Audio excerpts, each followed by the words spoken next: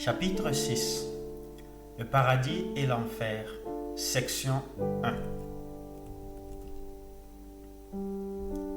Le disciple au maître. Maître, qu'est-ce que le paradis et l'enfer et où sont-ils? Le maître. Premièrement, le ciel et l'enfer sont les deux états opposés dans le domaine spirituel. Ils ont leur origine dans le cœur de l'homme et c'est dans ce monde que leurs fondations sont posées. Puisque l'homme ne peut pas voir son propre esprit, il ne peut pas non plus voir ces deux états de l'âme. Mais il a l'expérience d'eux en lui, tout comme il ressent la douleur d'un coup et perçoit la douceur de manger des friandises. La blessure causée par le coup peut augmenter jusqu'à ce qu'elle cause la plus grande douleur et aboutisse finalement à la mort et à la décomposition, tandis que les sucreries en revanche peuvent favoriser la force par la digestion. De la même manière, la douleur d'un acte pécheur et le bonheur d'une bonne action peuvent apparaître dans une certaine mesure immédiatement, mais la pénalité totale ou la récompense pour eux ne sera perçue qu'à l'entrée dans le domaine spirituel. Deuxième point. Dans ce monde, l'homme n'est jamais satisfait longtemps d'une seule chose, mais il est toujours à la recherche d'un changement de circonstances ou d'environnement pour lequel il est clair que les choses éphémères de ce monde ne peuvent jamais le satisfaire, car il veut quelque chose qui est stable et immuable et toujours agréable à ses goûts et ses désirs. Quand dans sa recherche il trouve cette réalité en moi, le désir de tout autre changement prend fin, parce que l'on ne s'ennuie pas de la société parfaite et du bonheur complet, car c'est la seule exigence du corps et de l'esprit. En vérité, obtenir une paix véritable est l'unique objet de l'âme humaine. Parfois, il arrive au cœur de l'homme sans aucune pensée ou désir propre, une sensation soudaine de plaisir ou de douleur qui est une émanation du monde spirituel, du ciel ou de l'enfer.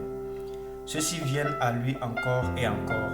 Peu à peu, l'un ou l'autre prévaut, selon son habitude spirituelle, et en s'appropriant régulièrement l'un d'eux, il fait un choix définitif.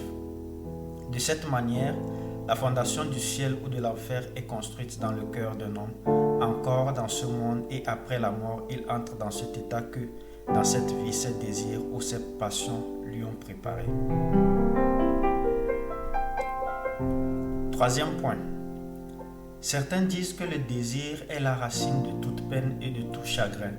Il n'est donc pas juste de désirer le bonheur au ciel ou en communion avec Dieu, car le salut consiste à tuer tout désir. Dire cela est une folie aussi grande que dire à un homme assoiffé de tuer sa soif au lieu de lui donner de l'eau à boire, car la soif ou le désir fait partie de la vie elle-même. Enlever le désir ou la soif sans les satisfaire, c'est détruire la vie, et ce n'est pas le salut mais la mort. De même que la soif implique l'eau et que l'eau est destinée à chasser la soif, l'existence du désir dans l'âme implique l'existence du vrai bonheur et de la paix. Quand l'âme trouve celui qui a planté en elle ce désir, elle reçoit de l'eau une bien plus grande satisfaction que l'homme assoiffé, et cette satisfaction du désir de l'âme, nous l'appelons paradis. 4. Il y en a beaucoup dans ce monde qui sont comme l'homme qui est mort de soif, bien qu'il soit au milieu des eaux infinies de l'océan, car l'eau de mer ne pouvait pas étancher sa soif ou sauver sa vie. De même qu'il y a des hommes qui vivent dans l'océan infini de l'amour, et pourtant, parce que l'eau fraîche de la grâce de Dieu est amère pour eux dans leur désobéissance et leur péché, ils périssent de soif. Mais pour ceux qui se repentent de leurs péchés et se tournent vers moi, des fontaines d'eau vive jaillissent de cette mer d'amour et ils trouvent en celui qui les aime la satisfaction et la paix durable. C'est aussi ce que nous appelons le paradis. 5. Nombreux sont ceux qui ont conçu un tel amour, une telle dévotion pour le monde que, par l'exemple de l'enseignement de mes enfants, leurs cœurs se sont souvent élevés vers le ciel, attirés par la force de la gravité, comme des pierres jetées vers le haut, ils retombent dans le monde et finissent par glisser en enfer. Mais quand l'homme me tourne le cœur en véritable repentance, je nettoie le temple de son cœur avec les fouets de l'amour et en fais une demeure céleste pour le roi des rois. Cette vie terrestre est telle que l'on voit la gloire et la pompe des rois, mais aujourd'hui et demain se mêlent à la poussière. Mais ceux qui deviennent fils du royaume de Dieu ont la gloire et l'honneur, les trônes et les couronnes et leur royaume qui est le ciel, il n'y a pas de fin. 6. Les pécheurs, afin d'augmenter leur plaisir, volent les bonnes choses des autres, et c'est pourquoi les hommes, bons et mauvais, enferment leur maison quand ils vont à l'étranger. Et ce blocage des biens doit continuer aussi longtemps que les cœurs des hommes sont bloqués contre le Seigneur et le Créateur. Quand, cependant, la serrure du cœur est ouverte à celui qui frappe à la porte, les désirs et les aspirations du cœur s'accompliront. Alors, il n'y aura plus besoin de fermer les maisons, car au lieu de se voler les biens les uns les autres et de se faire du mal, tous se serviront en amour. Car quand les hommes donnent à Dieu ce qui est dû, ils ne chercheront que ce qui est bon. Ainsi, ils entrent dans la joie et paix merveilleuse, et c'est le paradis. 7.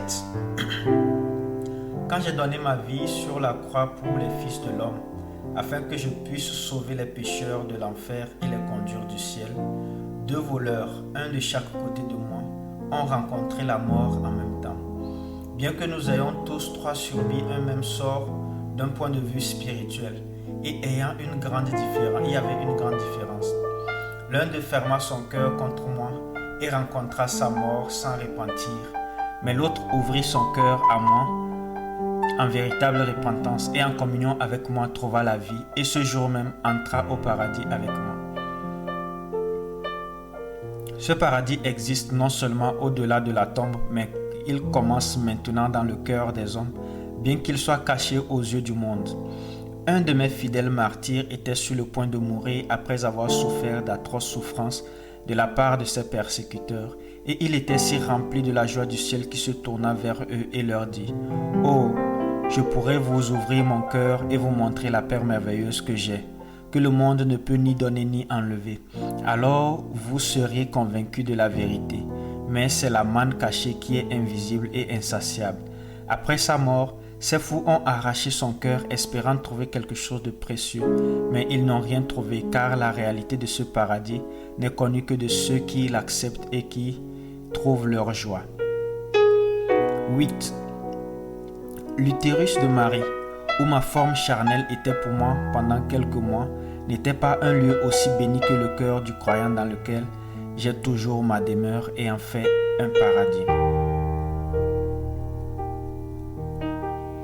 9. Il y en a beaucoup qui aspirent au paradis mais qui le manquent complètement par leur propre folie. Un pauvre mendiant était assis pendant 21 ans au sommet d'une chambre au trésor caché et il était tellement consumé par le désir d'être riche qu'il empilait tous les flics qu'il recevait. Pourtant, il mourut dans un état misérable de pauvreté, totalement inconscient du trésor sur lequel il était assis depuis des années. Parce qu'il était assis si longtemps au même endroit, un soupçon est apparu qu'il avait quelque chose de précieux enterré là. Aussi le gouverneur fit-il déterrer l'endroit et découvrit un trésor d'objets de valeur qui par la suite pénétra dans le trésor royal. Ma parole est près de toi, dans ta bouche et dans ton cœur. Deutéronome 30, 14. 10. Ceux qui ne connaissent rien de la vie spirituelle déclarent qu'il est impossible d'expérimenter la vraie paix et la joie céleste dans ce monde affligé de chagrin. Mais ceux qui ont l'expérience de la vie spirituelle savent que, comme on trouve ça et là au milieu des champs de glace, des régions polaires qui coulent des flots d'eau chaude, au milieu de ce monde chargé de froid et de chagrin, il y a que l'on trouve coulant dans le cœur des croyants des flots reposants de paix céleste, car le feu caché du Saint-Esprit brille en eux. 11e point. Bien que Dieu ait fait tous les hommes d'un seul sang et ait tout créé dans sa propre forme et ressemblance, il a fait en sorte qu'ils diffèrent par leur caractère, leur tempérament et leur pouvoir. Car si toutes les fleurs du monde étaient de la même couleur et du même parfum, alors la face même de la terre perdrait son charme. Les rayons du soleil qui passent à travers le verre coloré ne changent pas les couleurs, mais ne font ressortir que leur beauté et leur charme variés. De la même manière, le soleil de justice, à la fois dans ce monde et dans le ciel à travers les vertus divines données par les croyants et les saints, manifeste sans cesse sa gloire et son amour illimité. Ainsi je demeure en eux et en moi, je demeure en eux et en moi, et ils auront de la joie pour toujours.